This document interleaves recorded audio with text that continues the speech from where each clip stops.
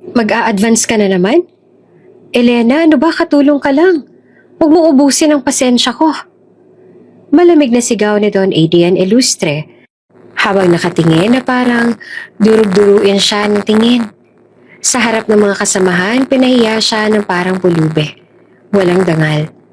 Ngunit nang ibili niya ng gamot ang isang matandang babae sa eskinita, nanlamig ang bilyonaryo. Parang nakita niya ang multo. Imposible. Buhay ka? Bulong niya at nanginginig. Sino ang babaeng binilhan ng gamot? At bakit ang pusong matagal nang nanigas ay biglang nabasag ng isang nakakagimbal na katotohanan? Bago ka pa lang sa channel neto, ibang kwento ni Ate Jane, istorya mo, ikwento ko. Huwag kalimutang pindutin ang notification bell at subscribe button.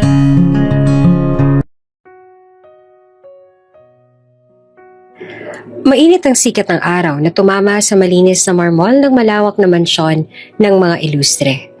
Sa bawat sulok, may mga kasambahay na abala. May nag-aayos ng hardin, may naglilinis ng malalaking chandelier at may nagpuputol ng mga rosas para sa flower vase sa loob. Pero sa isang sulok ng kusina nakayuko si Elena. Pinipisil-pisil ang laylayan ng kanyang lumang palda at nanginginig ang mga labi. Kanina pa siya nag-iipon ng lakas ng loob. Ang puso niya ay kumakabog, parang tambol na walang tigil. Alam niyang hindi basta-basta lumalapit sa kanilang amo. Si Don Adrian Ilustre, ang kilalang bilyonaryong may matalim na tingin at tinig na kaya kong tunawin sa hiya. Pero wala na siyang pagpipilian. Diyos ko, sana po maintindihan niya. Sana po bigyan niya ako ng awa. Bulong ni Elena habang pinipigil ang pangingilid ng luha. Lumabas siya sa kusina. Dahan-dahang naglakad sa mahabang pasilyo. Ang mga mata ng kapwa kasambahay ay nakasunod sa kanya. Parang nagtatanong kung saan siya pupunta. Ang ilan ay napailing at may bulong na, "Nako, patay ka dyan, Elena. Wala pa akong nakitang pinayagan ng advance si Don Adrian." At sa dulo ng pasilyo, naroon si Adrian. Nakaupo sa malapad na leather chair sa loob ng opisina. Nakatutok siya sa laptop. May hawak na basong kape at ang nooy nakakunot habang may kausap sa telepono. Hindi ko tinatanggap ang alok na yan. Triplehan niyo kung gusto niyo makuha ang kumpanya ko. Malamig niyang sabi bago niya ibinaba ang tawag. Saktong pagbaling niya ng tingin, nakita niya si Elena nakatayo sa may upuan. Nakayuko at hawak ang mga daliri na para bang kinakabahan. "Bakit ka nandito? Wala ka bang ginagawa sa kusina?" Malamig na tanong ni Adrian. Humigop siya ng hangin sabay lumapit. "Sir, Don Adrian, pasensya na po. May hihilingin lang po sana ako." Tumaas ang kilay ng binata. "Ano na naman?" "Kung pwede po sana mag-advance po ako ng sahod. Kahit kaunti lang po. May sakit kasi ang nanay ko. Kailangan niya ng gamot.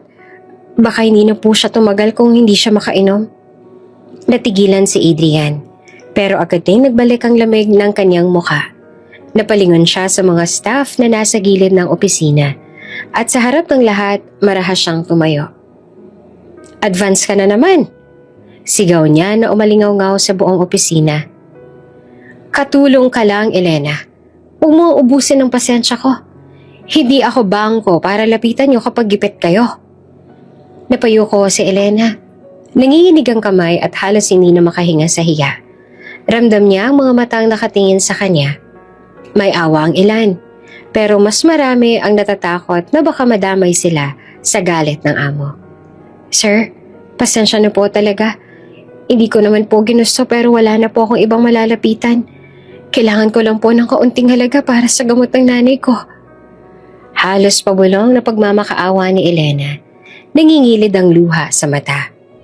Napahawak si Adrian sa sentido, mariing pumikit at huminga ng malalim.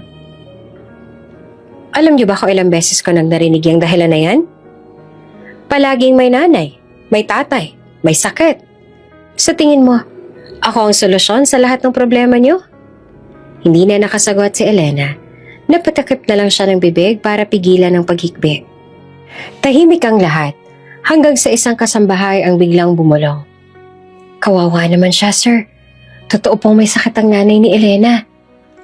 Nanlamig ang mga mata ni Adrian. Sinipat ang nagsalita at bumalik ang tingin kay Elena. Hindi siya sanay na makita ang ganoong anyo ng paghihirap. Yung nanginginig ang balikat, yung halatang desperado. Para bang may kumukurot sa konsensya niya kahit ayaw niyang aminin. Ilang segundo ng katahimikan, saka siya bumuntong hininga. Fine. Malamig niyang sabi. Pero wag mong isipin na may karapatan ka dito. Kaunti lang ibibigay ko. Sapat lang para hindi ka mamatay sa kakaiyak. At isusunod mo agad sa trabaho mo pagkatapos. Namilog ang mata ni Elena. Agad na yumuko ng mababa. Maraming salamat po, sir. Pangako po, hindi ko po aabusuhin. Salamat po.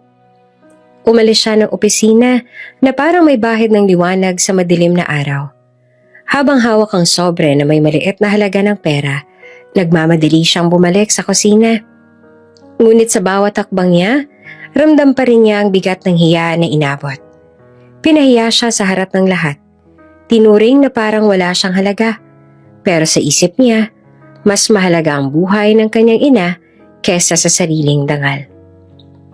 Lumapit siya sa kapwa kasambahay na nakatingin sa kanya ng may awa.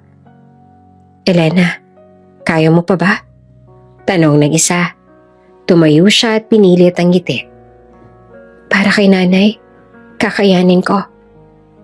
At sa unang pagkakataon habang hawak ang perang iyon, dama niya na kahit gaano kahirap, kahit gaano kabigat ang iniinsulto, basta't para sa kaligtasan ng ina, handa siyang magpakumbaba. Sa kabilang panig naman ng opisina, muling naupo si Adrian. Pero hindi na siya makabalik agad sa trabaho. Nakatanaw siya sa bintana.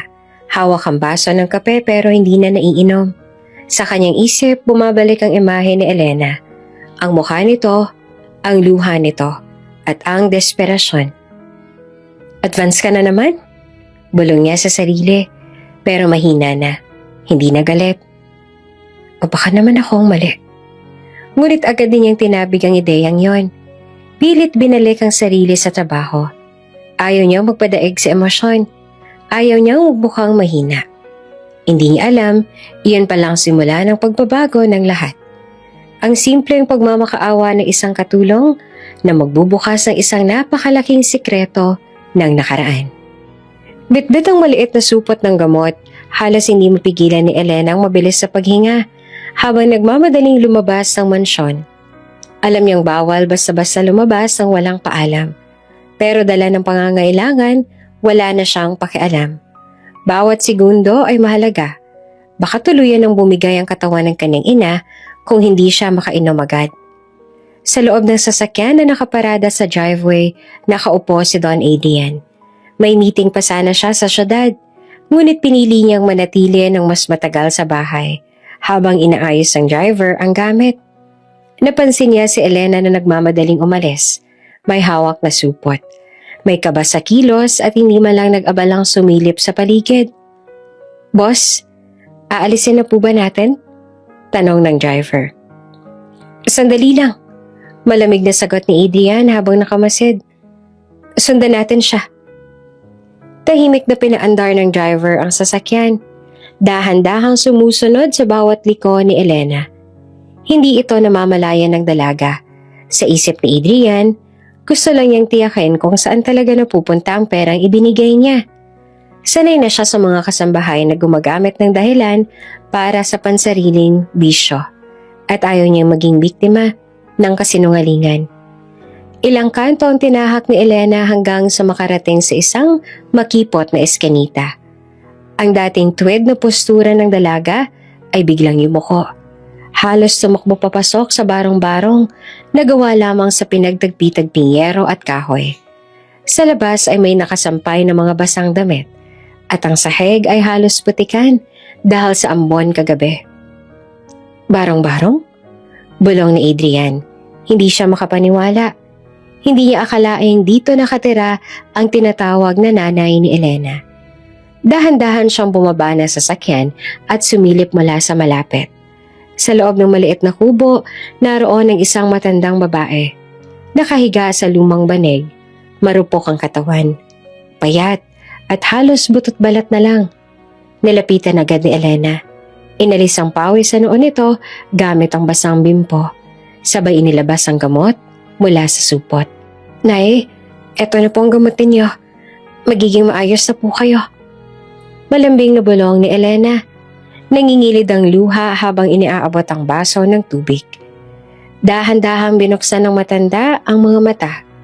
Malabo na ang paningin nito. Nanginginig ang kamay nang tanggapin ang gamot. Salamat anak. Salamat. Mahining tinig ng matanda. Nanlamig si Adrian. Nanlaki ang kanyang mga mata. Halos bumagsak ang hawak niyang cellphone. Hindi pwede. Bulong niya, napapaatras. Ang mukha ng matanda, ang hugis ng mata, ang ilong, ang mga kulubot na bakas ng kahapon, lahat ng iyon ay kakambal ng imaheng matagal niya nang inukit sa alaala. Ang mukha ng kanyang ina, si Esperanza Ilustre, ang babaeng iniiyakan niya sa puntod taon-taon.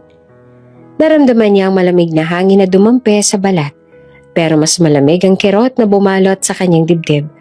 Para siyang binagsakan ng mundo. Imposible. Patay ka na. Ikaw na ang nailibing namin. Halos hindi niya marinig ang sarili niyang tinig. Muli siyang sumilip. Pinagmasdan kung totoo ang nakikita niya. Sa bawat halakhak ng hina ng matanda, sa bawat haplos ni Elena ng pagmamahal, lalo siyang pinangingilidan ng luha na pilit niyang pinipigilan. Naglakad siya palayo, hawak ang dibdib na parang pinipilit ng mga alaala. Naaalala niya ang huling sandali kasama ang kanyang ina, ang kabaong, ang lamay, at ang mga luhang dumaloy sa lahat ng ilustre. Naaalala niya ang pangakong babantayan ang kanilang pangalan at ari-arian, kahit wala na ang pinakamamahal na ina. Ngayon narito sa harap niya, buhay.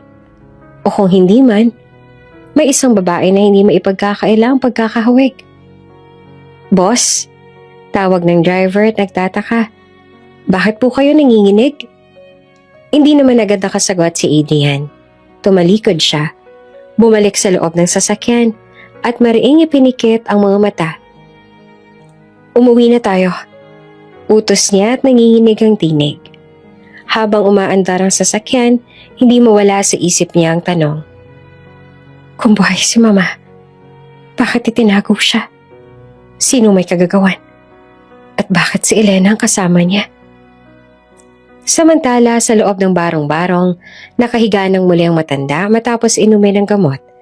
Hinaplos ni Elena ang buhok nito, sabay bulong.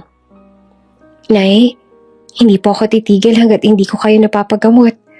Kahit ano pong gawin nila sa akin, kahit ilang beses pa nila ako insultuhin, gagawin ko po ang lahat para sa inyo. Isang pilit ng ngiti naman ang gumuhit sa labi ng matanda, sabay muling pumikit. Parang natulog ng payapa.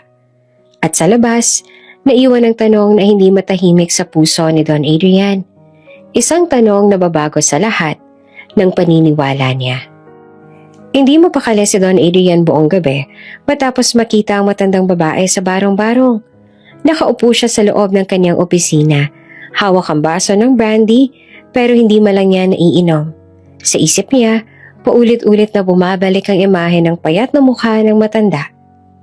Hindi pwede. Patay ka na, Mama. Bulong niya, nanginginig ang kamay. Ako mismong naglamay sa'yo. Ako mismong nagbantay sa kabaong. Muling bumalik sa kanyang isip ang gabi ng lamay, 10 taon na ang nakakaraan. Puting-puti ang paligid. Mabigat ang samyo ng mga bulaklak. Nakatayo siya sa tabi ng kabaong. Mahigpit ang hawak sa gilid.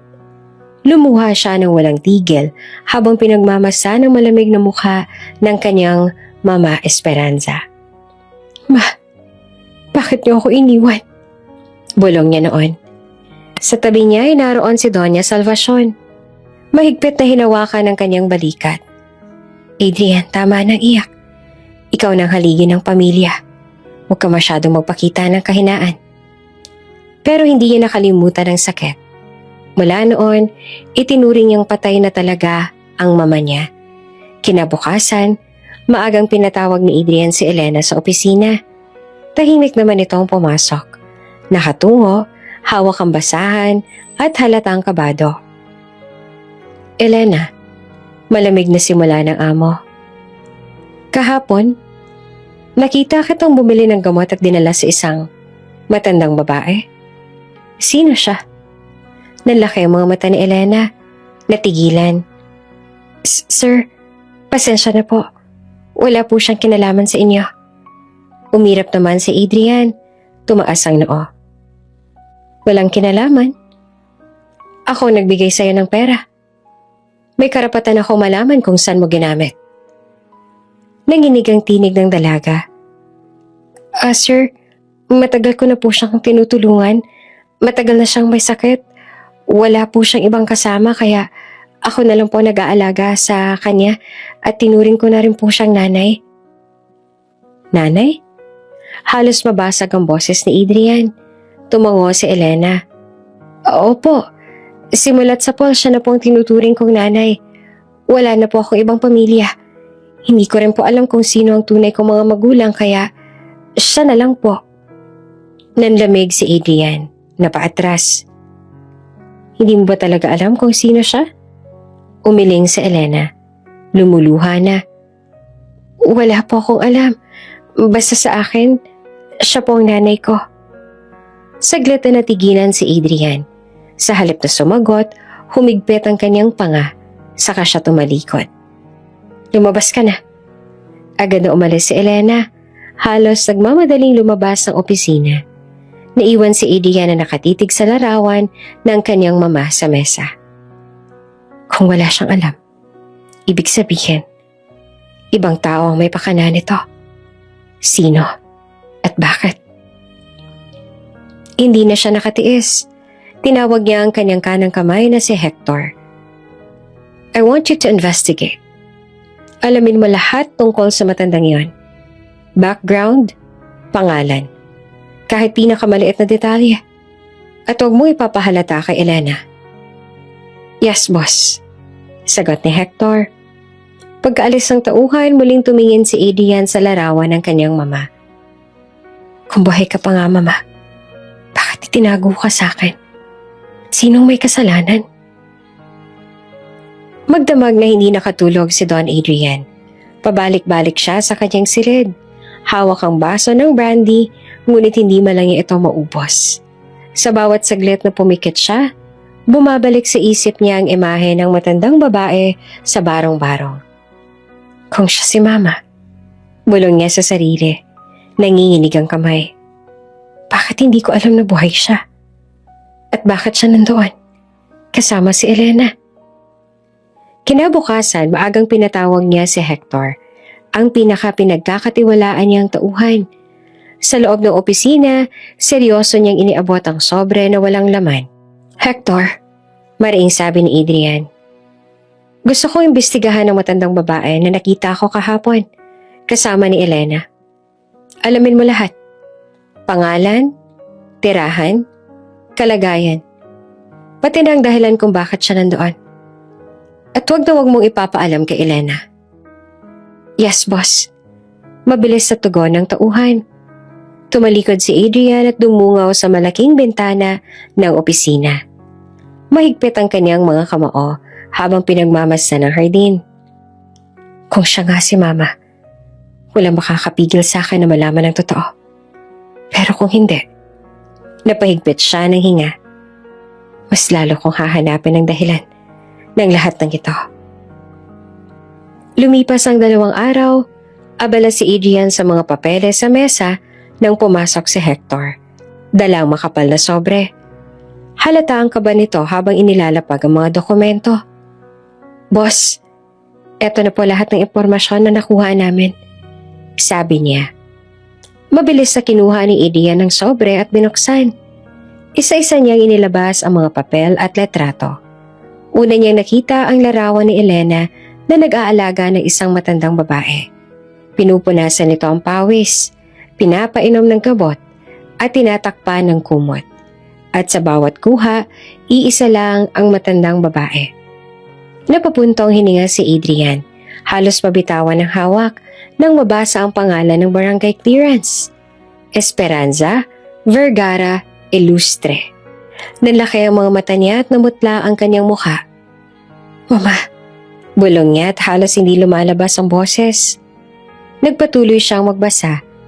Ayon sa mga record, ilang taon nang naninirahan si Esperanza sa isang maliit na barong-barong sa isang eskinita.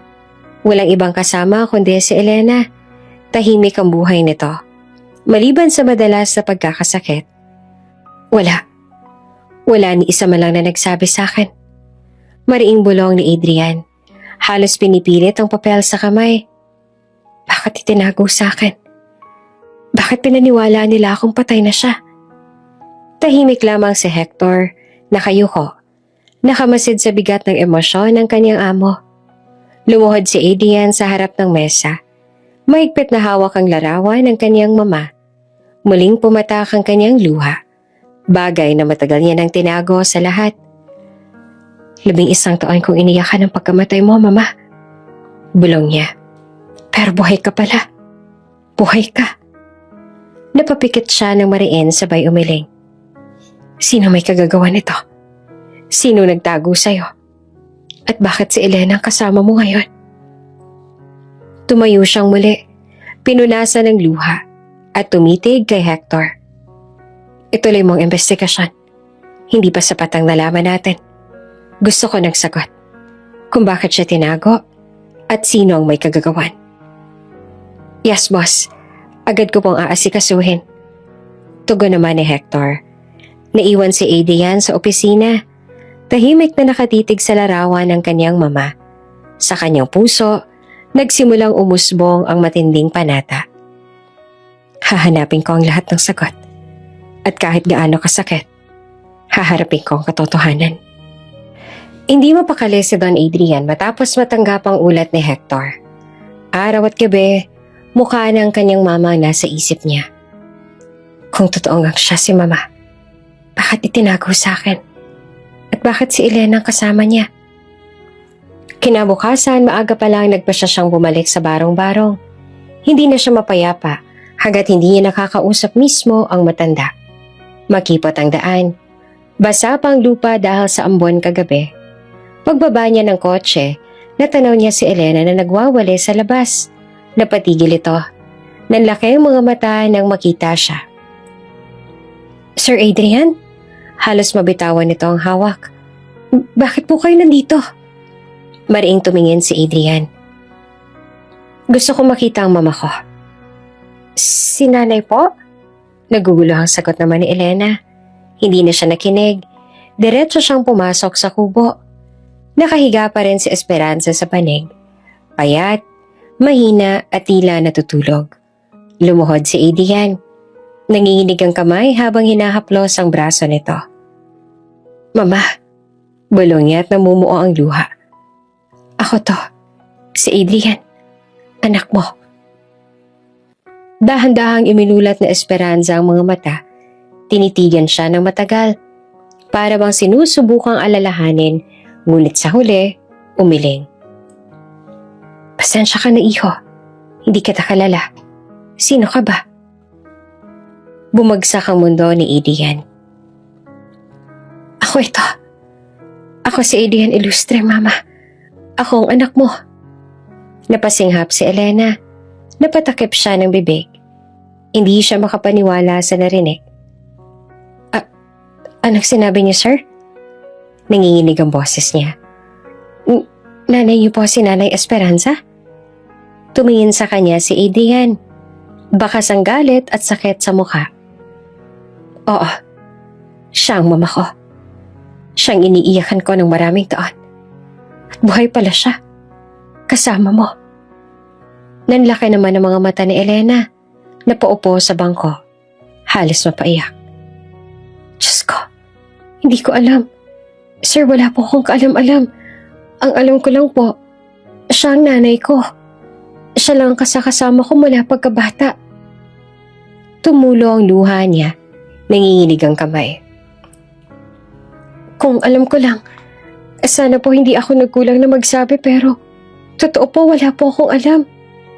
Umubos si Esperanza kaya mabilis na lumapit si Elena.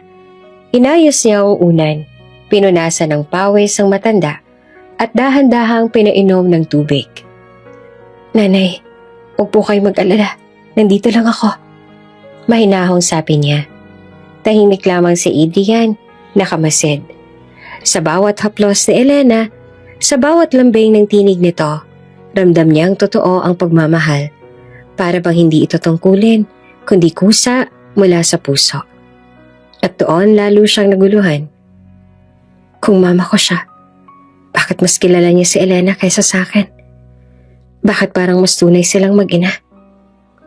Nang muling makatulog si Esperanza, naglakad si Adrian papalapit kay Elena. Malamig ang tinig niya. Bakit ikaw ang nag-aalaka? Bakit ikaw ang kasama niya? Lumunok si Elena. Pinahid ang luha. Sir, siya na lang po natira sa akin. Wala na po akong ibang pamilya. Wala po akong ibang kilala kundi si nanay. Kaya siya na lang ho tinuturing kong tunay na ina. Napatitig naman si Adrian. At kahit anong pilit, wala siyang nakitang kasinungalingan sa mukha ng dalaga. Taos puso ang mga mata nito, puno ng awa at pagmamahal. Bago siya umalis, lumapit muli si Adrian sa banig at hinawakan ng kamay ng matanda. Mama, kahit hindi mo ako nakilala ngayon, hahanapin ko ang dahilan. Hindi ako titigil hanggat maibalik kita sa akin. Paglingon niya, nakita niyang umiiyak pa rin si Elena. Hawak ang basahan sa dibdib. Elena, mariing sabi ni Adrian, alagaan mo siya ng mabuti. Babalik ako. Tumango naman si Elena, nanginginig ang tinig. Opo sir, pangako, hindi ko siya pababayaan. Pag-alis si Adrian, mabigat ang loob niya. Habang umaandar ang kotse, hindi mawala sa isip niya ang tanong. Buhay si mama, pero bakit hindi niya ako nakikilala? At bakit si Elena ang mas malapit sa kanya? Samantala si Elena ay nananatiling nakaluhod sa tabi ng matanda. Humahagulgol ng tahimik. Diyos ko, paano nangyari to? Paano na naging mama siya ng amo ko? Ano ba talagang totoo? Pagbalik ng mansyon, hindi naman mapakali si Adrian. Kahit abala siya sa pagpirma ng mga papeles at pakikipagpulong sa mga direktor, ang utak niya ay laging bumabalik sa maliit na barong-barong kung saan naroon ang mama niyang hindi siya kilala. Bakit si Elena?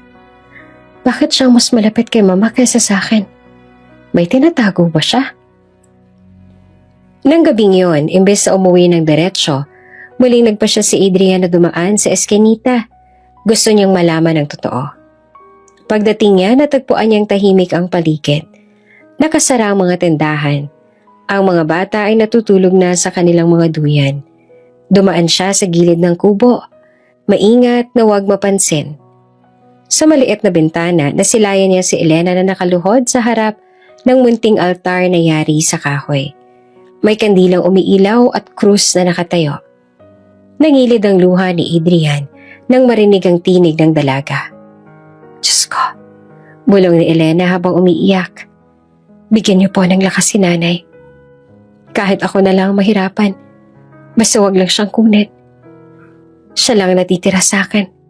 Siya lang. Habang nagdarasal, mahigpit na hawak ni Elena ang isang lumang litrato. Hindi mapakali si Adrian at dahan-dahang sumilip pa. Nang makita niya, nanlaki ang mga mata niya. Larawan iyon ng kanyang mama Esperanza noong kabataan nito. Nakasuot ng simpleng bestida at nakangiti. Paanong nasa kanya ang litrato ni mama? Bulong ni Adrian. Halos mabitawan ang hawak niyang cellphone. Mas lalo lang siyang naguluhan. Kung inosente siya, bakit hawak niya ang alaala ng mama ko? Nang tumayo si Elena, agad siyang pumasok si Adrian. Nabigla ang dalaga at napaatras. Sir Adrian? Gulat nitong sabi. Mabilis ay tinago ang litrato sa dibdib. Matalim ang tingin ni Adrian.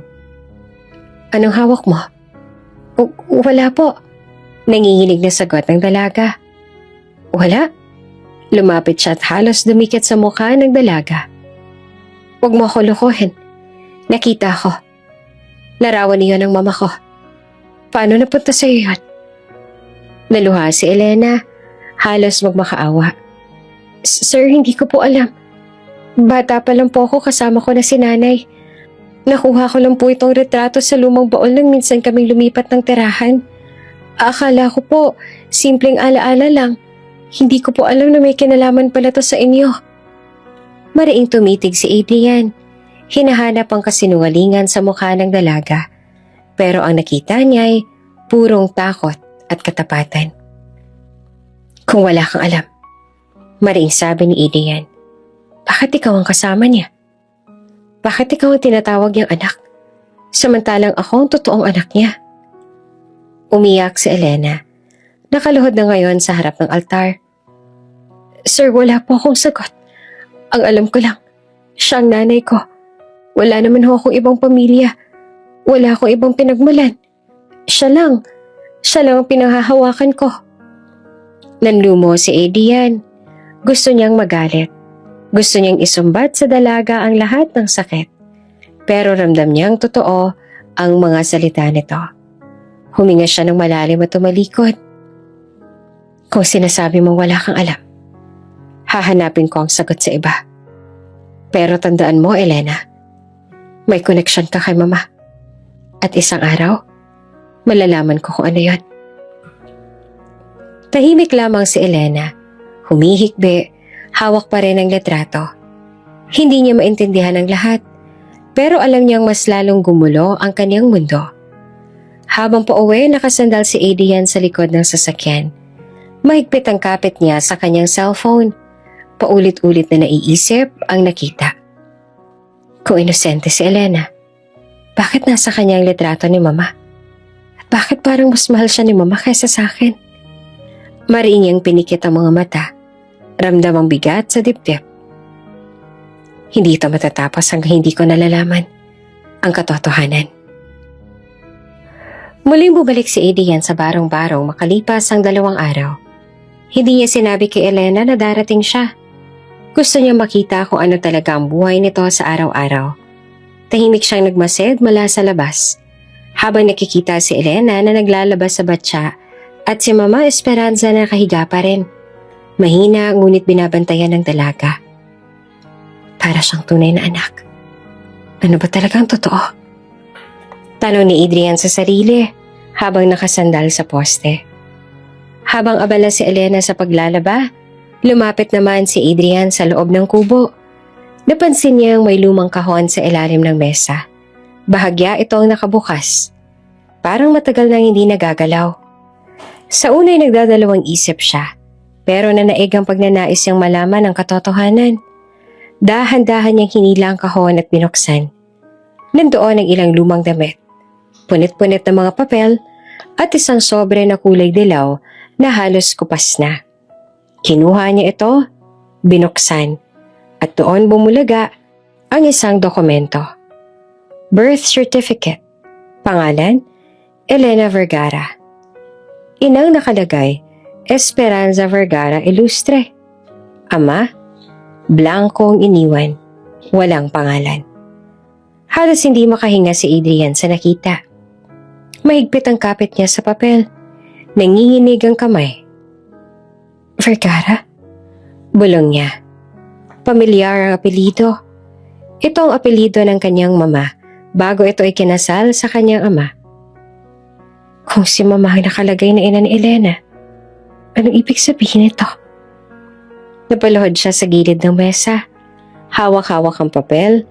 Hindi niya alam kung maiiyak ba siya o magagalit. Ibig sabihin ba nito, magkapatid kami? O may mas malalim pang sekreto? Biglang bumukas ang pinto. Agad niyang sinilid ang birth certificate sa kanyang jacket bago pa siya makita ni Elena. Sir Adrian? Gulat ng dalaga. May hawak pang basang damit. Kanina po ba kayo dito? Mabilis siyang tumayo. Pilit na pinapakalma ang sarili. Kakarating ko lang. Tinitigan siya si Elena. Halatang may alinlangan. Pero agad din itong ngumiti. Pasensya na po ako magulo. Hindi ko po alam na darating kayo. Umiling si Adrian. Ayos lang. Habang nakikipag-usap kay Elena, ramdam ni Adrian ang bigat ng papel na nakatago sa kanyang dibdib. Gusto niyang tanungin ito kung alam ba niya ang nalalaman ng birth certificate, pero nang makita niya ang ngiti ng dalaga habang inaasikaso ang kanyang mama, nagdalawang isip siya. Kung wala talaga siyang alam, baka masaktan lang siya kung ngayon ko ilalabas ang tanong. Sa halip, pinili niyang manahimik at magbasid. Nang muling dumating ang gabi, nagpaalam si Adrian na aalis na. Pero bago siya umalis, tumigil siya sa pinto at tumingin kay Elena. Elena, seryoso niyang sabi. Huwag mong pababayaan si Mama. Babalik ako bukas. Tumango naman ang dalaga, bahagyang napangiti. Opo, sir. Pangako, hindi ko po siya iiwan. Pag-alis niya, mahigpit niyang hinawakan ng dibdib kung saan nakatago ang dokumento. Kung totoo nga nakalagay dito, hindi lang basta konektado si Elena kay Mama. May dugo kami nag-uugnay. At malalaman ko ang buong katotohanan. Pag-uwi sa mansyon, inilabas ni Adrian ang birth certificate at muling pinagmasdan. Kinalabutan siya habang paulit-ulit na binabasa ang pangalan ng kanyang mama na malinaw na nakalagay roon bilang ina. Hindi ako titigil. Mariin niyang sabi sa sarili. Hahanapin ko ang lahat ng sagot. At kahit gaano kasakit, kahit gaano kabigat, malalaman ko kung sino talaga si Elena. At anong ugnayan niya sa akin. Tahimik ang umaga sa mansyon ng Ilustre. Abala ang mga tauhan sa pag-aayos ng almusal at paglilinis ng paligid. Sa kusina, naroon si Elena. Nakayuko at maingat na nag-aayos ng mga baso at plato. Pinipilit niyang maging normal ang kilos, kahit ramdam pa niya ang bigat ng kahapon. Ang pagkadurog ng puso nang hindi siya makilala ni Mama Esperanza at ang pag-amin ni Adrian na iyon ang tunay niyang ina. Habang pinipilit niyang maging abala, biglang bumukas ang malaking pintuan ng sala. Dumating si Doña Salvacion, ang matriarkang lola ni Adrian, na palaging kilala sa matapang na presensya at malamig na tingin.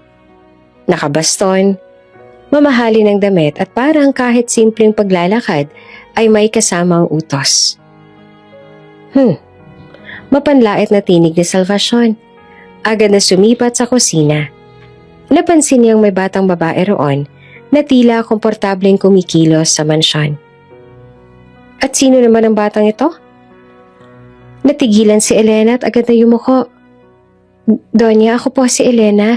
Tumutulong lang po ako dito sa paghahanda. Lumapit si Salvacion. Malakas ang bawat yabag ng takong sa sahig. Tiningnan niya si Elena mula ulo hanggang paa. Para bang sinusukat ang halaga nito. Katulong ka ba? Opo, Donya. Napangisi si Salvacion, tsaka malakas na natawa. Katulong lang pala.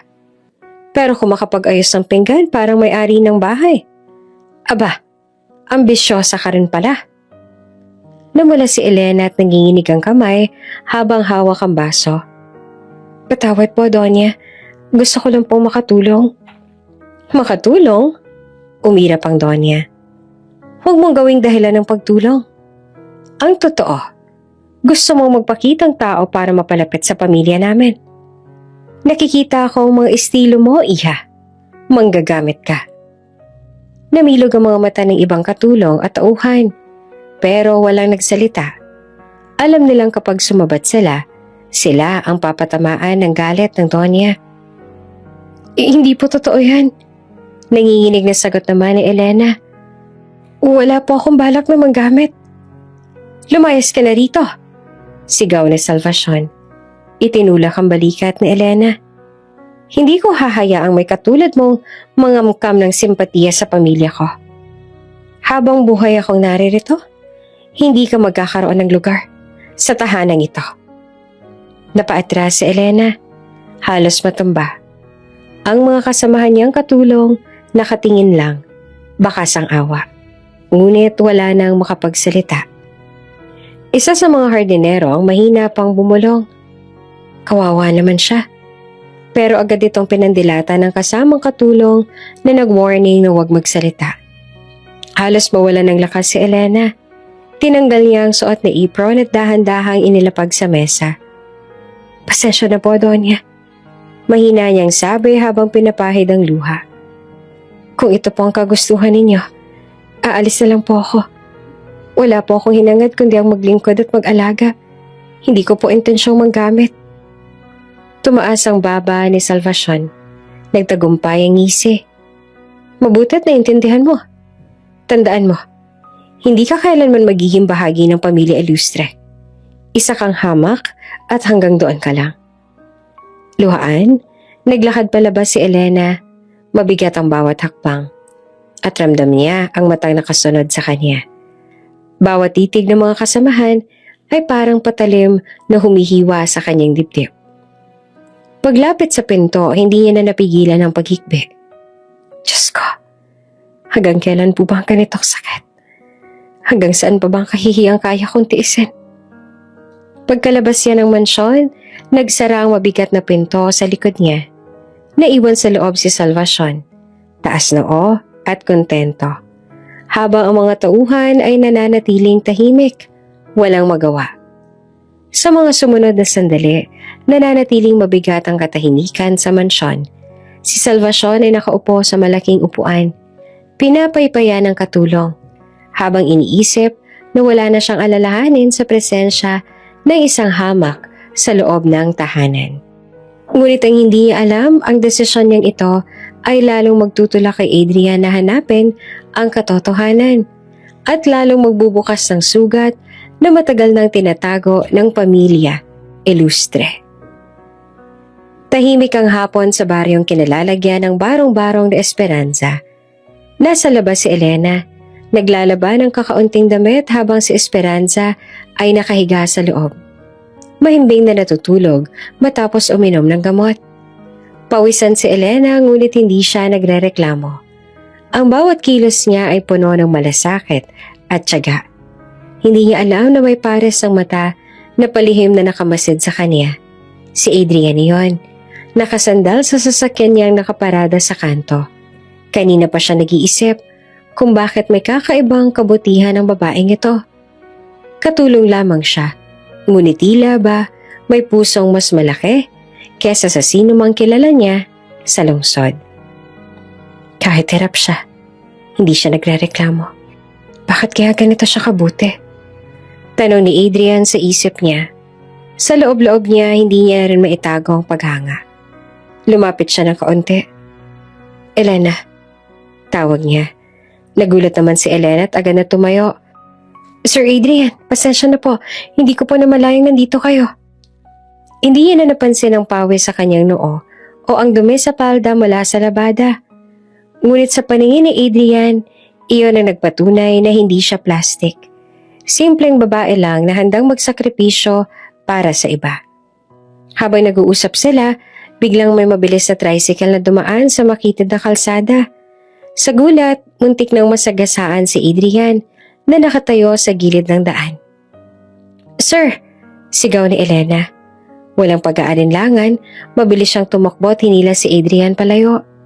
Sa lakas ng hatak, pareho silang natumba sa gilid ng daan. Dumaan ang tricycle na parang walang nakita. Aray! Ungol na Adrian hawak ang braso. Nakatihaya naman si Elena. Hiningal ngunit agad na bumangon para silipin ang kalagayan ng kanyang amo. Sir, ayos lang po ba kayo? Nasaktan ba kayo? Nagulat si Adrian sa inasal ni Elena. Bakit mo ko hinila? Pwede ka rin nasaktan. Mas mabuti na po yun kaysa kayong napahamak. Sagot ni Elena at bakas ang pag-aalala sa mukha. Natigilan si Adrian. Ramdam niya ang sinseridad sa boses ni Elena. Hindi iyon gawa-gawa lamang, kundi taos puso. Bakit ka ganyan? Mahina niyang tanong. Bakit inuuna mo pang ibang tao kaysa sarili mo? Napayuko si Elena. Mahigpit ang hawak sa palda. Siguro po kasi sanay na ako magsakripisyo. Basta ligtas ng ibang tao. Sapat na po yun para sa akin. Sa sagot niyang yon, tila may biglang nabasag na yelo sa puso ni Adrian. Sa unang pagkakataon, nakaramdam siya ng init. Isang damdaming matagal nang nawala mula nang mawala si Esperanza sa kanyang buhay. Pagbalik nila sa barong-barong, iniabot ni Elena ang baso ng tubig kay Adrian. Inumin niyo po muna to. Baka natuyuan kayo sa init. Hindi naman makapaniwala si Adrian. Kanina lang, muntik itong mapahamak para mailigtas siya. Ngayon na siya pa ang inaalala. Tinitigan niya si Elena at sa mga mata nito, nakita niya ang kabutihang matagal niya nang hinahanap. Hindi ito tulad ng mga babaeng kilala niya sa syudad. Walang halong pagkukunwari, walang pag-aasam sa yaman. Kinagabihan, habang nakaupo si Adrian sa lahat ng barong-barong, dumaan si Elena dalang maliit na lampara. Nagulat siya nang marinig ang boses ni Adrian. Elena, nakakagulat naman kayo, sir. Akala ko tulog na kayo. Nahihiyang sagot niya. Umiling si Adrian. Hindi pa. Iniisip ko pa rin yung nangyari kanina. Hindi ko makakalimutan ang ginawa mo. Salamat. Bahagya namang nawala si Elena. Naku, wala po yun, sir. Ginawa ko lang po ang tama. Hindi lahat ng tao ay gagawin yan. Mariin na sabi naman ni Adrian. Pero ikaw ang nauna. Kahit buhay mo pa ang kapalit. Hindi ko alam kung bakit pero ramdam ko. Iba ka.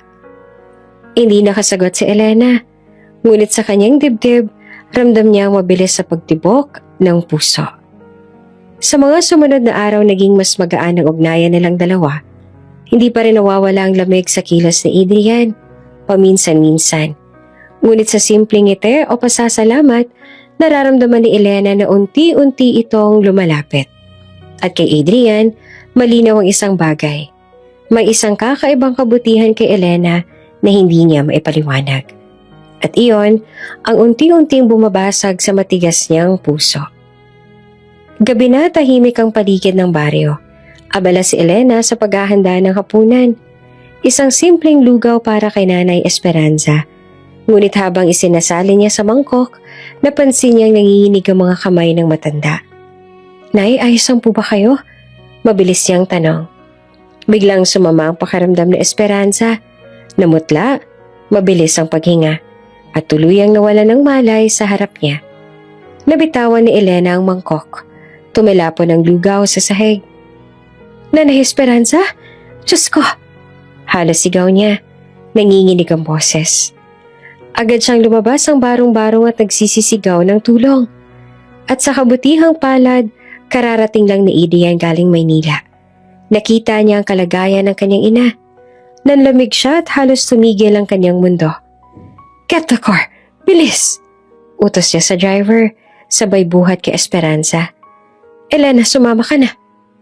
Hawak-hawak ni Adrian ang kamay ng ina habang nagmamadali silang tumakbo sa ospital. Si Elena, tahimik na umiiyak. Hawak ang panyo para punasan ng pawis ni Esperanza. Sir, baka hindi na po kayanin ni Nanay. Nanginginig ang tinig ni Elena. Hindi. Matatag ngunit basag ang boses ni Adrian. Hindi siya pwedeng mawala. Hindi pa siya pwedeng mawala. Pagdating sa ospital, sinalubong agad sila ng mga nurse at isinugod si Esperanza sa ER. Naiwan sina Adrian at Elena sa labas. Parehong lutang sa takot. Maya-maya lumabas ang doktor. Kailangan niya ng dugo agad. Kundi hindi tatagal ang pasyente. Ako, agad na sagot ni Adrian. Ako ang anak niya. Kumuha na kayo ng dugo sa akin. Tumango ang doktor. Maganda. Pero para masiguro na sapat ang supply, kailangan natin ng isa pang donor. Kailangan natin mag-test. Nagkatinginan si Adrian at Elena. Elena, halos bulong ni Adrian. Baka pwede ka ring mag-test. Namilog ang mga mata ni Elena. Ako po? Pero hindi naman po kami magkadugo ni Nanay. Please, wala nang oras. Subukan lang natin. Sagot ng doktor. Dinala sila sa laboratorio at kinuhaan ng dugo. Tahimik ang paligid habang hinihintay nila ang resulta. Si Adrian ay naglalakad-lakad sa hallway. Halatang balisa. Si Elena naman ay nakaupo sa gilid. Mahigpit na hawak ang rosaryo. Pabulong na nagdarasal. Panginoon, iligtas niyo po si nanay. Kahit ako na lang mahirapan, huwag lang siya. Makalipas ang ilang minuto, bumalik ang doktor, dala ang mga papel. Magandang balita, sabi nito. Pareho kayong tugma. Pwede kayong makuhaan ng dugong dalawa. Nalaglag ang balikat ni Adrian sa ginhawa. Salamat. Ngunit napansin niyang parang mainiisip pa ang doktor. Pero may isa pa akong dapat sabihin. Dagdag ng doktor. Hindi bang karaniwan ang compatibility ng dugo ninyo? Sa ganitong level ng tugma, kadalasan ito'y makikita lamang sa mga taong magkadugo. Parang binuhusan ng malamig na tubig si Adrian. Napalingon siya kay Elena na hindi na makatingin. Anong ibig mo sabihin? Tanong niya. Halatang kinakabahan. Hindi ko sinasabing tiyak, paliwanag ng doktor. Pero malakas ang posibilidad na may relasyon kayong dalawa. Maaring magkapatid o magulang at anak. Kung gusto ninyo ng kasiguraduhan, kailangan natin ng DNA test. Pag-alis ng doktor, naiwan sina Adrian at Elena sa hallway. Parehong walang masabi. Ang tanging naririnig nila ay ang mabilis sa pintig ng kanilang puso. Elena, basag ang boses ni Adrian. Pilit hinahanap ang mga mata nito. Bakit tugma ang dugo natin? Sino ka ba talaga? Napaiyak si Elena. Umiling habang hawak ang dibdib. Wala po akong alam, sir. Wala. Lumaki akong walang tatay. Iniwan kami noon. Ang nanay ko maaga rin kinuha ng sakit. Ang alam ko lang, ako at si Nanay Esperanza, nagkita lang kami dito. At tinulungan ko siya dahil wala siyang kasama. Tinitigan siya ni Adrian. Naghahanap ng kasinungalingan sa kanyang mukha. Pero ang nakita niya ay purong katotohanan. Isang babaeng ulila na nadawit sa misteryong hindi niya rin maintindihan. Habang nakaupo si Adrian sa bench ng ospital, pinisil niya ang sentido. Kung totoo man ang sinabi ng doktor, paano? Paano naging posible? Magkadugo kami ni Elena? Samantala, nasa kapilya naman si Elena at nakaluhod at humahagulhol. Diyos ko, bakit ganito? Ano pong ibig sabihin ng lahat ng to? Makalipas ang ilang oras, lumabas ang doktor. Maayos na ang transfusion. Nakaligtas ang pasyente. Pwede na kayong pumasok para makita siya. Parehong nakahinga ng maluwag sina Adrian at Elena. Ngunit kahit panandali ang ginhawa ang dala ng balitang iyon, hindi mabura sa isip nila ang mabigat na tanong. Magkadugo nga ba talaga sila? At kung totoo man, anong ibig sabihin nito sa nakaraan at sa hinaharap? Tahimik ang pasilyo ng ospital nang lumabas si Adrian mula sa silid kung saan nagpapahinga si Esperanza matapos ang transfusion. Nakita niya si Elena na nakaupo sa gilid ng waiting area, yakap ang bag at tila tulala. Namumugto ang mga mata nito, halatang kagagaling lang sa pag-iyak. Huminga ng malalim si Adrian, pinipilit kontrole ng emosyon. Pero habang tinitingnan niya si Elena, lalong bumibigat ang mga tanong na hindi niya mapigilan.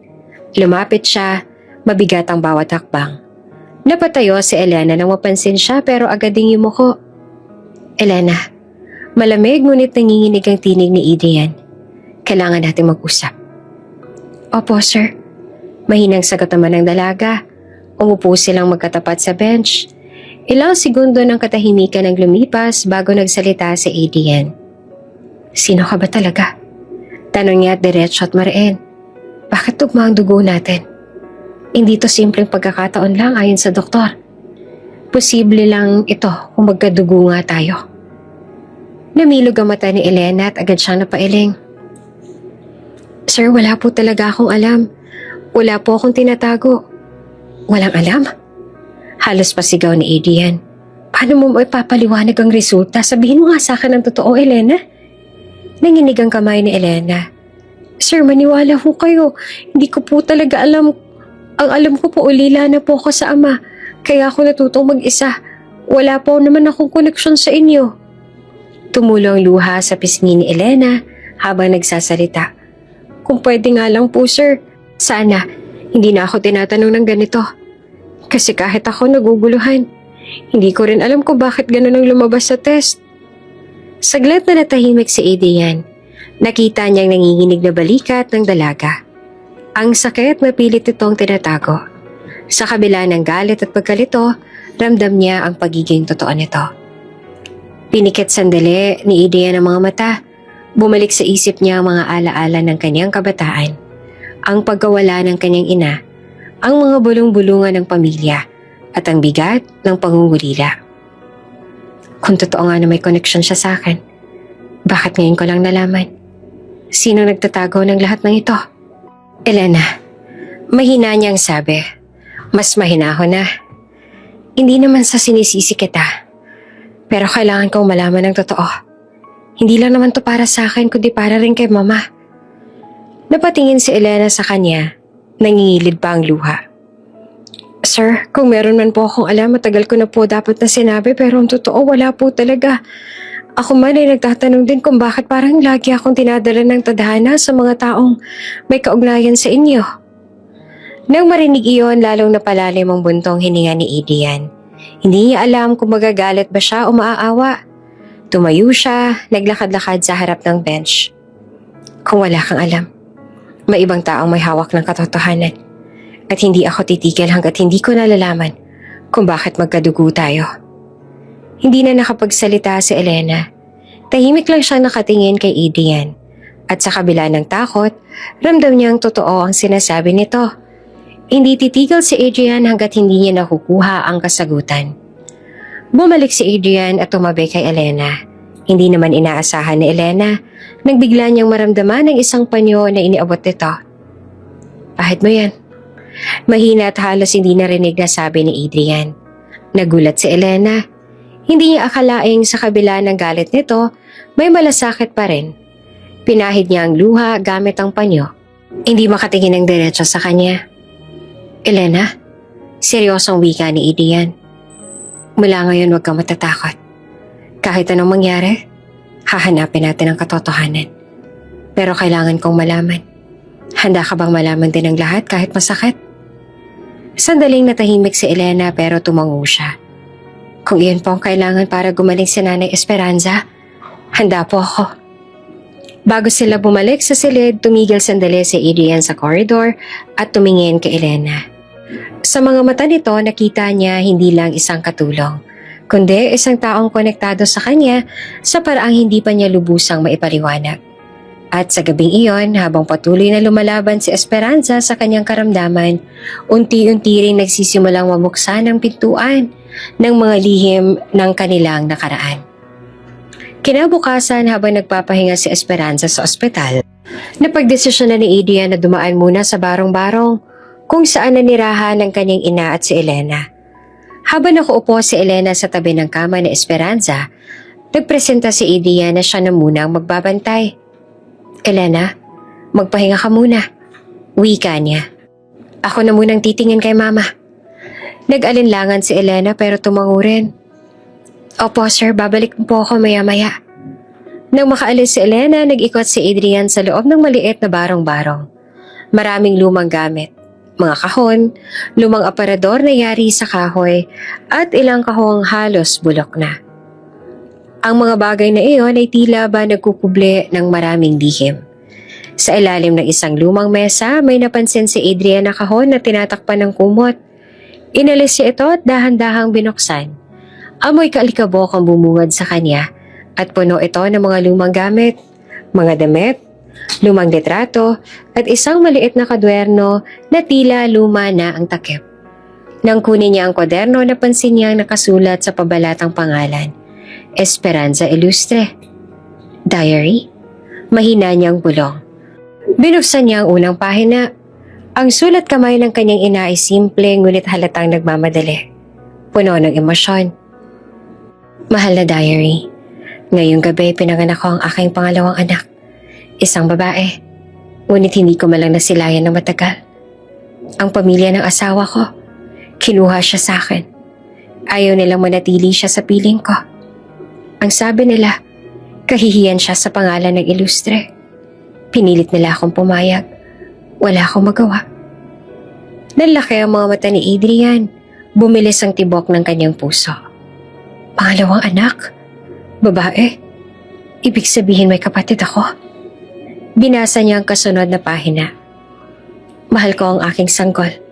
Ngunit hindi ko alam kung saan siya dinala. Ang sabi nila pinabayaan na lamang siya. Walang araw na hindi ko siya iniyakan. Kung mababasa mo to balang araw, anak, patawarin mo ako. Hindi ko ginusto ang nangyari. Napatigil si Adrian. Ang mga kamay niya ay nanginginig habang hawak ang diary. Sir Adrian, tawag ni Elena mula sa labas. Hawak ang dala niyang prutas galing palengke. Agad niya isinara ang diary at itinago sa ilalim ng mesa. Ngunit hindi niya napigilan ang bigat ng iniwang tanong sa kanyang isip. Elena, sagot niya at pinilit gawing kalmado ang boses. Pasensya na po, medyo natagalan ako. May pinapahabol lang po si Manang sa tindahan. Ngumiti si Adrian ng tipid. Ayos lang. Habang inaasikaso ni Elena ang prutas, palihim siyang tinitigan ni Adrian. Sa isip niya, nagsimulang umusbong ang ideya. Baka si Elena ang tinutukoy sa diary. Kinagabihan, nakaupo si Adrian sa gilid ng higaan ni Esperanza. Mahimbing ang tulog nito dahil sa gamot. Muling kinuha ni Adrian ang diary at binasa ang mga huling pahina. Kung sakaling hanapin mo ako, anak, sana hindi mo ako kamuhian. Pinilit lang nila. Ang tanging iniwan ko ay isang maliit na pulang kumot at ang kwintas na galing sa akin. Napakagat-labi si Adrian. Kumot? Kwintas? Baka si Elena nga iyon. Baka siya ang kapatid ko. Pero isang bahagi ng isip niya ay hindi pa rin makapaniwala. Paano kung hindi? Paano kung nagkakamali ako? Pero kung siya nga, bakit siya napunta sa ganitong kalagayan? Bakit hindi ko siya nakilala noon pa? Kinabukasan, habang nag-aayos si Elena ng mga gamit sa kusina ng barong-barong, lumapit si Adrian. Tahimik muna siyang nakatingin sa dalaga bago nagsalita. Elena, maingat niyang wika. Kung sakali, may natatandaan ka ba tungkol sa pagkabata mo? Mga gamit o alaalang naiwan ng iyong ina? Nagulat si Elena. Napaisip sandali. Meron po. Isang lumang kwintas na lagi kong daladala. Sabi ng nanay ko noon, bigay daw yan sa akin noong sanggol pa ako. Hindi ko lang alam kung kanino ba talaga yung galing. Halos mabitiwan ni Adrian ang hawak na baso. Kwintas? Diary? Pulang kumot? Lalong nagulo ang isip niya. Kinagabihan, habang nakaupo sa veranda ng ospital, huminga ng malalim si Adrian. Pinagmasdan niya ang buwan at pinilit na buuin ang lahat ng piraso ng palaisipan. Kung totoo ang nasa diary, si Elena ang kapatid ko matagal lang nawala. Pero paano ko sa silid ng ospital, mahimbing na natutulog si Esperanza. Sa gilid ng kama, nakaupo si Elena. Maingat na pinupunasan ng pawis ang matanda. Si Adrian nakatayo lamang sa may pintuan, tahimik na nakamasid. Sa kanyang mga mata, hindi na lamang basta katulong si Elena. Isa na siyang peraso ng palaisipang unti-unting bumubuo ng isang malaking sekreto. Isang sekreto na kayang baguhin ang lahat. At sa kanyang bulsa, mahigpit niyang hawak ang diary ng kanyang ina. Ang susi sa katotohanang matagal nang inilibing ng pamilya ilustre. Nakaupo si Doña Salvacion sa veranda ng mansyon nang dumating si Adrian. Halatang pagod ito mula sa ospital, pero may ningning sa mga mata na matagal nang nawala. Lola, bungad ni Adrian, diretso ang tingin. May mahalaga akong sasabihin. Nagtaas ng kilay ang Donya, kunwari kalmado. Ano yun, apo? Huminga ng malalim si Adrian. Buhay si Mama. Buhay si Mama Esperanza. Parang natigilan ng Donya. Napakapit siya sa sandalan ng upuan at dahan-dahang napalunok. Ano? Buhay si Esperanza? Tumayo si Adrian, puno ng emosyon ng tinig. Oo, Lola. Hindi siya namatay noon. Gaya ng akala natin. May sakit siya pero nandyan siya. Nakita ko siya mismo. Nagkunwaring nagulat si Salvacion. Bahagyang pinapadyak ang baston. Diyos ko, ang akala ko'y matagal na siyang nawala. Paano nangyari yan? Pero sa loob-loob niya, nanlalamig ang kanyang dibdib. Imposible. Akala ko, hindi nalalabas ang sikretong to. Paano ko malaman ni Adrian ang buong katotohanan? Paano ko mabunyag na ako ang dahilan kung bakit nawala si Esperanza noon? Pinilit niyang itago ang kaba sa ngiti. Adrian, baka nagkakamali ka lang. Hindi ba't matagal na tayo nagluksa? Hindi ako nagkakamali, Lola. Si Elena mismo ang nag-aalaga sa kanya. Namilog ang mga mata ng Donya at agad siyang nagkunwaring nadismaya. Si Elena? Ang babaeng yun? Ginagamit ka lang niya. Hindi aksidente na siyang nasa tabi ng Esperanza. Baka sinasadya niyang palabasin na siyang nagligtas para makuha ang tiwala mo. Napatingin si Adrian, halatang naguguluhan. Pero Lola, nakita ko kung paano siya nag-alaga. Kung hindi dahil sa kanya, baka wala na si Mama. Sinasabi ko na sa'yo, ginagamit ka lang niya. Madiin ang boses ng Donya. Hindi mo ba nakikita? Nagpapakita siya ng kabutihan para unti-unti kang hawakan sa leeg. Gusto niya mapasok ang pamilya ilustre.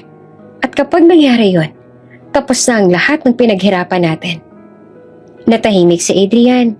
Sa loob-loob niya bumabalik ang mga alaala. Ang pagkakasagip ni Elena sa kanya sa kalsada. Ang mga gabing nagdarasal ito sa tabi ni Esperanza.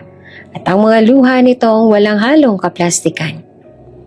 Kung ginagamit niya lang ako, bakit siya handang isakripisyo ang sarili niya para sa amin? Hindi. May mali sa sinasabi ni Lola.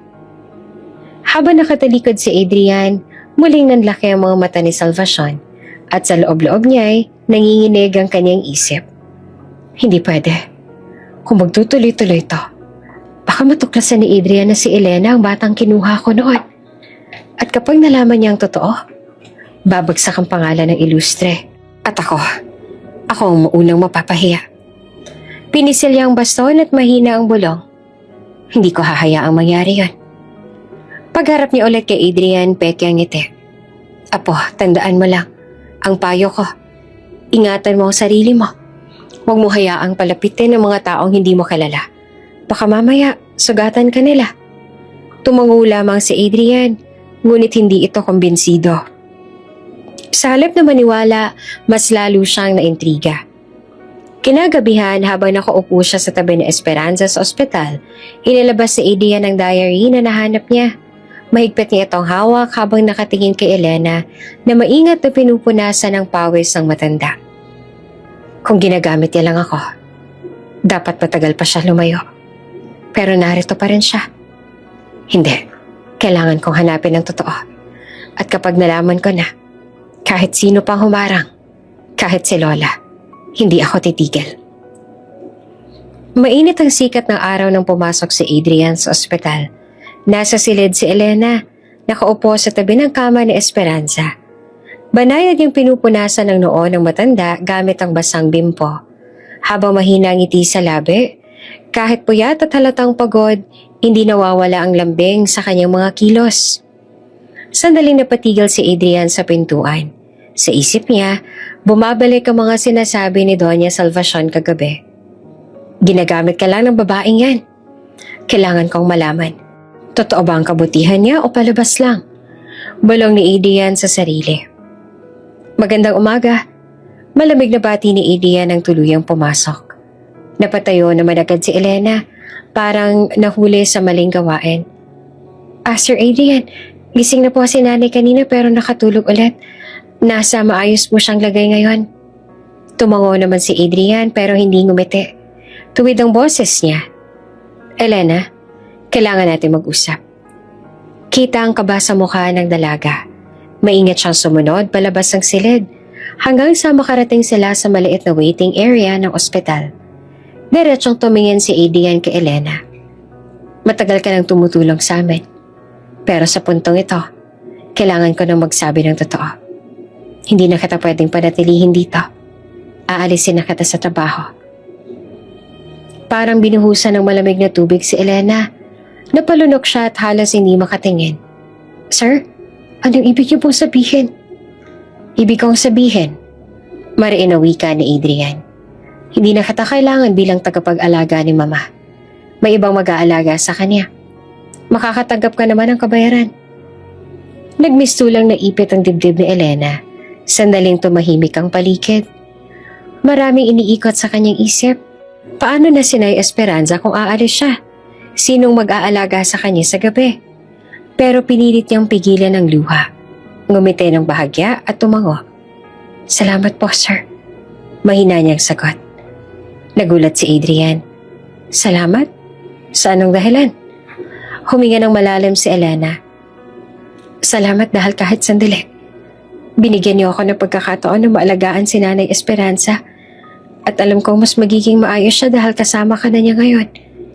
Hindi ko po alam kung bakit siya napalapit sa puso ko pero kahit papaano, natulungan ko siyang gumaan ng pakiramdam. Nangilid ang luha sa kanyang mga mata pero hindi siya nagreklamo. Kung ito po ang desisyon ninyo, tatanggapin ko. Ang mahalaga, ligtas siya ngayon. Parang biglang may pumukpok sa dibdib ni Adrian. Hindi niya inaasahan ang sagot ni Elena. Sa halip na magalit o magmakaawa, nagpasalamat pa ito. Elena, mahina niyang sambit. Napatingin si Elena at pinipilit pa rin ang ngiti kahit nanginginig ang labi. Sir, huwag po kayo mag-alala. Isa lang po akong katulong. Alam ko po ang lugar ko. Hindi ko po kayo bibigyan ng problema. Halos panginig ang tuhod ni Adrian. Sa unang pagkakataon, nakita niyang isang tao na kahit api-apihan, marunong pa rin magpasalamat at magpakumbaba. Bigla siyang lumapit, mahigpit na hinawakan ang balikat ng dalaga. Hindi mo naiintindihan. Sinusubukan lang kita. Napatigil si Elena. Subok, sir. Tumango naman si Adrian, puno ng pagsisisi ang boses. Oo, gusto ko makita kung ano ang gagawin mo kung aalisin kita. Pero ang sagot mo, hindi ko inakala.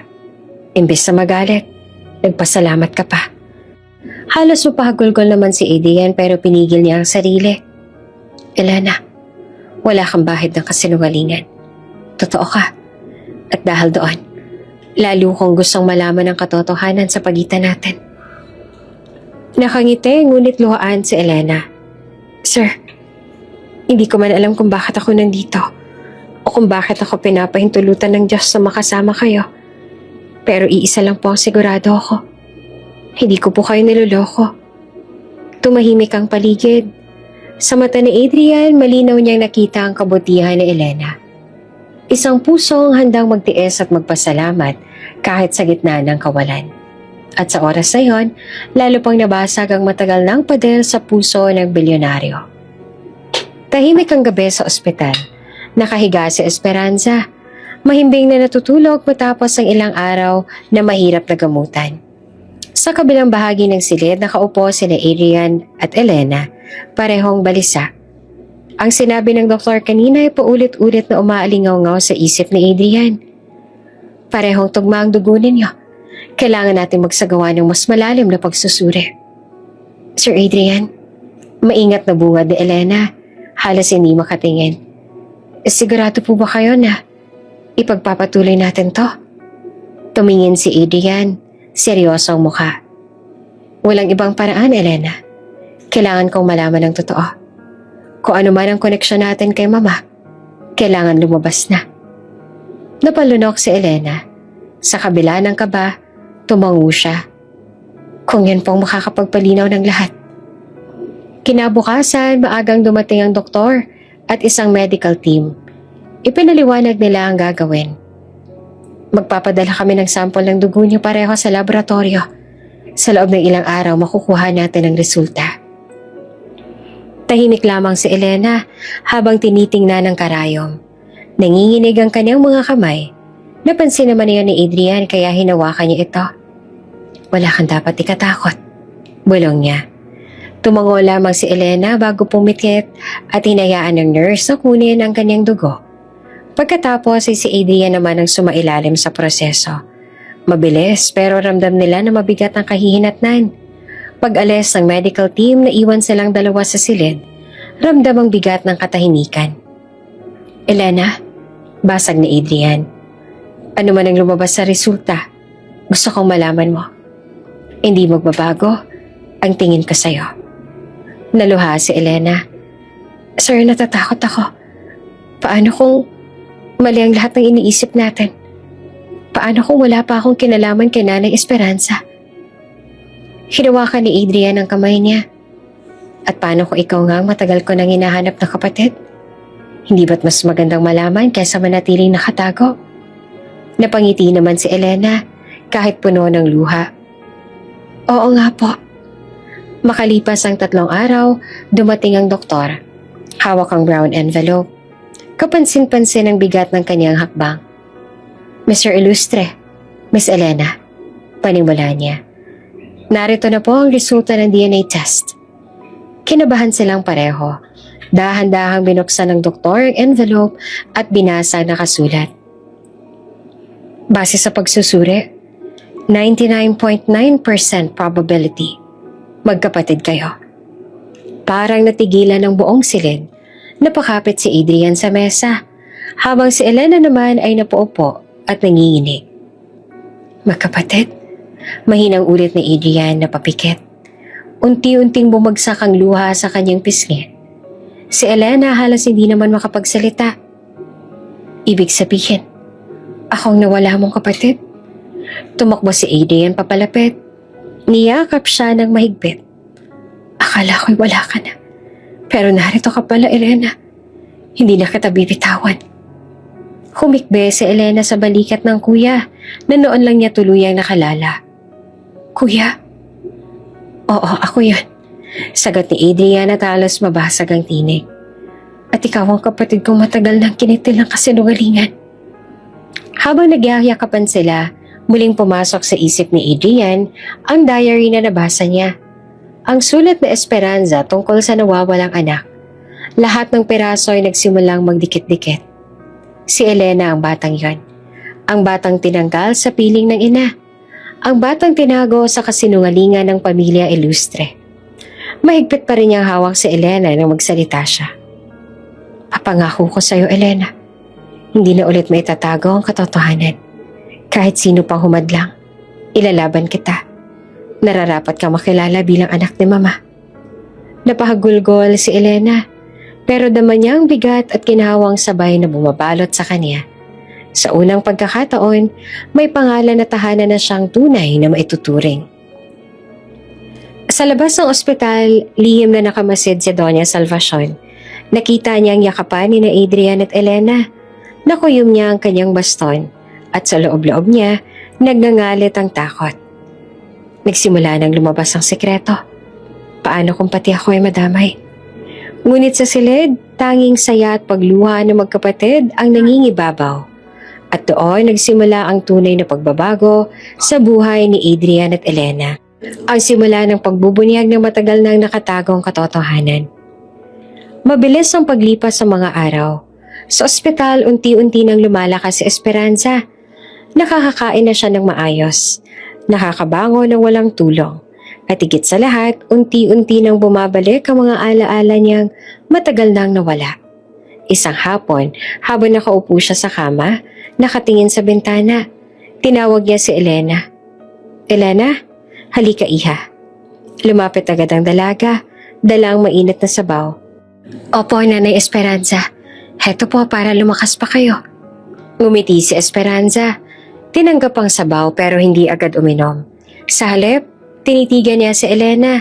Parang may hinahanap sa kanyang mga mata.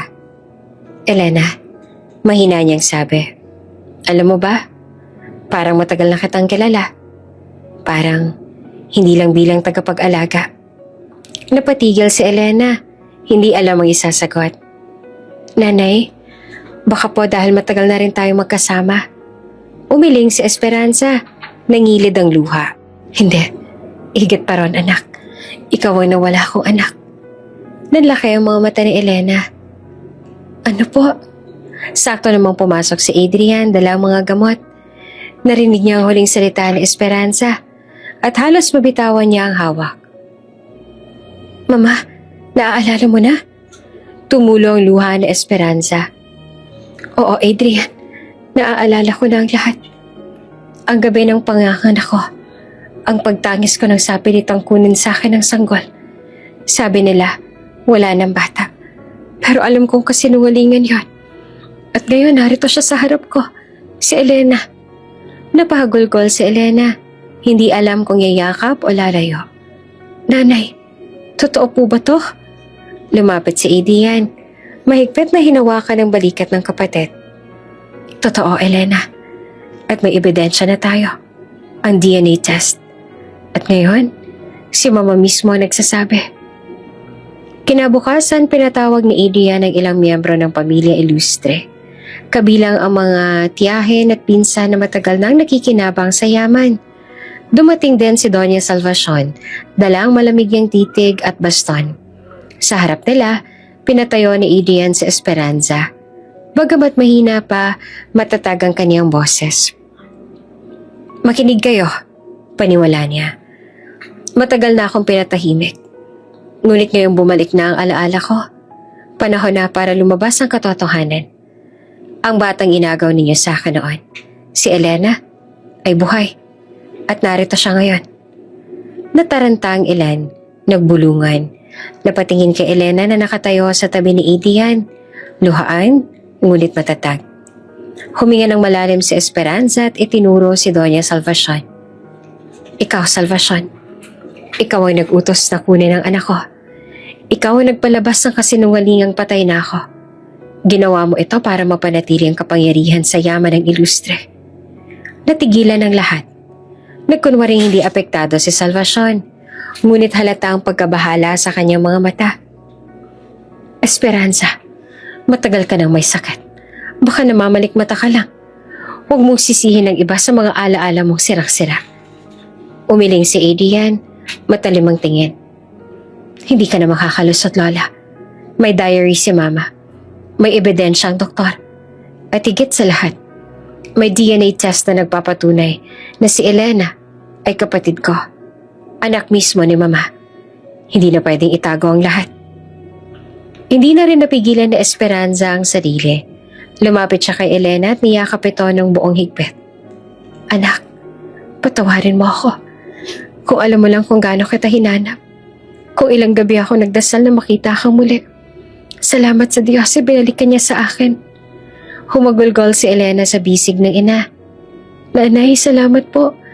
Kahit hindi ko alam ang totoo noon, lagi kong naramdaman na may kulang sa buhay ko. Ngayon, buo na ako dahil sa inyo. Si Adrian hindi napigilan ng luha. Lumapit at niyakap silang dalawa. Sa wakas, buo na tayo. Ang ibang kamag-anak na tulala, hindi nila alam kung paanong tatanggapin ang revelasyon.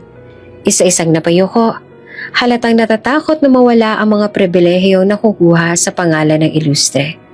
Samantala, si Doña Salvacion ay nanilisik ang mga mata. Pinipigilan ang panginginig ng kamay sa baston. Hindi pwede. Hindi pwedeng masira ang lahat ng pinaghirapan ko. Kung lumabas ang lahat ng sekreto, mawawala ang kontrol ko. Hindi ko hahayaang mangyari yon. Simula ngayon, mariing wika ni Esperanza, hindi na ako mananahimik. Ang anak kong si Elena ay opisyal kong kikilalanin at ibabalik ko ang lahat ng karapatan niya bilang Ilustre. Wala nang kasinungalingang makakapigil pa. At sa huling sandali, kahit marami pang unos ang darating, malinaw sa lahat na bumangon ng muli si Esperanza, hindi lamang bilang isang ina, kundi bilang ilaw na magbabalik ng liwanag sa matagal nang nabalot ng dilim na pamilyang Ilustre. Mainit ang hangin ng magtipo ng pamilya Ilustre sa malaking bulwagan ng mansyon. Lahat ng miyembro ay naroon, kasama ang mga abogado at ilan sa board ng kumpanya. Sa gitna nakaupo si Adrian, seryosong ekspresyon. Katabi si Elena at si Esperanza na ngayon ay mas patatag na ang tindig. Sa harap nila nakaupo si Doña Salvacion. Nakataas ang kilay pero halatang balisa. Tumayo si Adrian, dalang makapal na folder ng mga dokumento. Ngayong hapon, kailangan na matapos ang lahat ng kasinungalingan. Matagal tayong nilasa ng mga lihim, pero oras na para lumabas ang katotohanan. Binuksan niya ang folder at ipinakita ang DNA result. Ito ang ebidensya na si Elena ay tunay na anak ni Mama. At higit pa, siyang batang sinasabing namatay noon pero kinuha at itinago. Nagbulungan ng mga kamag-anak. Ang iba napayuko, ang iba naman ay nagulat. Nilingon ni Adrian ang lola niya. Lola, alam mo ba kung sino ang may kagagawa ng lahat? Ikaw. Ikaw ang nag-utos na itago si Elena at palabasin na patay na si Mama para manatili sa kamay mo ang kontrol na yaman at pangalan ng ilustre. Nanlaki ang mga mata ni Salvacion. Adrian, huwag mo nga akong pagbintangan ng ganyan. Lahat ng ginawa ko para sa pamilya. Ngunit agad siyang hinarap na Esperanza. Nanginginig ang tinig pero puno ng tapang. Salvacion, matagal mo akong pinatahimik. Ikaw ang kumuha ng anak ko. Ikaw ang nagpakalat ng balitang patay na ako. Ilang taon ako nagdusa sa kasinungalingan mo. Hindi na nakapagsalita si Salvacion. Ang mga mukha ng mga kamag-anak ay nakatutok sa kanya, puno ng panunuya at galit. Pumasok ang abogado ni Adrian dala ang mga papeles. Doña Salvacion, base sa mga investigasyon, lahat ng accounts ninyo ay na-freeze. Lahat ng ari-arian ninyo ay hawak na ng korte para sa audit. Halos mabitawan ni Salvacion ang kanyang baston. Anong ibig niyong sabihin? Mariin ang sagot ni Adrian. Ibig sabihin, wala ka ng hawak na kapangyarihan. Wala ka ng yaman na pwedeng gamitin laban sa amin. At simula ngayon, hindi ka na bahagi ng buhay namin. Lumapit si Adrian. Diretso ang tingin sa lola. Itinakwil mo si Mama. Itinakwil mo si Elena. Ngayon, ako naman ang tatalikod sa'yo. Wala ka ng karapatan sa pangalan ng ilustre. Nagulat ang lahat. Hindi makapaniwala na mismo si Adrian, ang paboritong apo, ang tatapos sa paghahari ng Donya. Si Salvacion nanginginig ang labi, napaatras sa upuan. Adrian, ako nagpalaki sa'yo. Pero hindi mo ako tinuruan ng tama. Sagot ni Adrian na puno ng hinanakit. Tinuruan mo ako magalit, manlamig, maging walang puso. Pero salamat kay Elena. Natutunan kong magmahal mali. Kaya simula ngayon, tapos na ang kasinungalingan mo. Napalapit si Elena kay Adrian. Luhaan ngunit may ngiti. Kuya, salamat. Kung hindi dahil sa'yo baka hindi na lumabas ang totoo. Yumakap si Adrian sa kapatid. Hindi na kita iiwan, Elena. Buo ng pamilya natin. Lumapit si Esperanza at niyakap silang dalawa. Salamat mga anak ko. Sa wakas buo na ulit tayo. Habang nakatingin ang lahat, si Doña Salvacion ay tuluyang napaupo. Tulala at basang-basa ng pawis. Ang dating matapang at makapangyarihan ngayon talunan at iniwan. Sa loob-loob niya, alam niyang wala na siyang laban. Lahat ng pinaghirapan ko, nawala dahil sa katotohanan. Habang papalubog ang araw, sabay-sabay na naglakad palabas sina Adrian, Elena at Esperanza. Sa likod nila ay naiwan si Salvacion. Mag-isa, hawak ang baston ngunit walang silbi. Sa kanilang puso, ramdam nila ang sakit ng nakaraan. Pero higit doon, ang pag-asa ng bagong simula. Makalipas ang ilang linggo, formal na isinagawa ang board meeting ng Illustre Group of Companies. Sa gitna ng maaliwalas na conference hall, nakaupo si Adrian bilang bagong chairman, katabi si Elena at Esperanza. Lahat ng miyembro ng pamilya ay naroroon, kabilang ang mga dating tutol kay Adrian. Tumayo si Adrian dalang mga dokumento. Ngayong araw, nais kong ipahayag na si Elena ay opisyal na kikilalanin bilang anak na Esperanza Ilustre. May bahagi siya sa yaman ng pamilya at karapatan niyang magkaroon ng boses sa mga desisyon. Nagbulungan ng ilang miyembro ng board. Ang iba halata ang pagsang-ayon. Ang iba naman ay nagpipigil ng pagtutol. Tumayo si Elena. Mahinahon ng boses. Maraming salamat, kuya. Pero kung ako po ang tatanungin, sapat na ang makilala bilang anak ng aking ina. Hindi ko kailangan ng kayamanan o posesyon. Ang mahalaga, buo tayo bilang pamilya. Nagulat ang lahat sa kanyang kababaang loob. Lumapit si Esperanza, hawak ang kamay ng kanyang anak. Anak, karapatan mo ito. Huwag mong ipagkait sa sarili mo. Ngumiti si Elena, ngunit matatag ang sagot. Nanay, hindi po pera nakakapagligtas sa atin. Hindi po yaman ang nagbukas ang puso ni Kuya. Ang lahat ng ito, dahil sa pagmamahal. Kung kaya ko pong mamuhay ng simple noon, kaya ko pa rin ngayon. Basta't kasama ko kayo. Iyon ang totoong kayamanan. Naluha si Esperanza, gayon din si Adrian. Tumayo si Adrian, inilapag ang mga papeles. Kung yan ang nais ng kapatid ko, igagalang ko. Pero isang bagay lang ang titiyakan ko. Walang sino man ang muling magtatangkang alisin ang pangalan ni Elena bilang ilustre.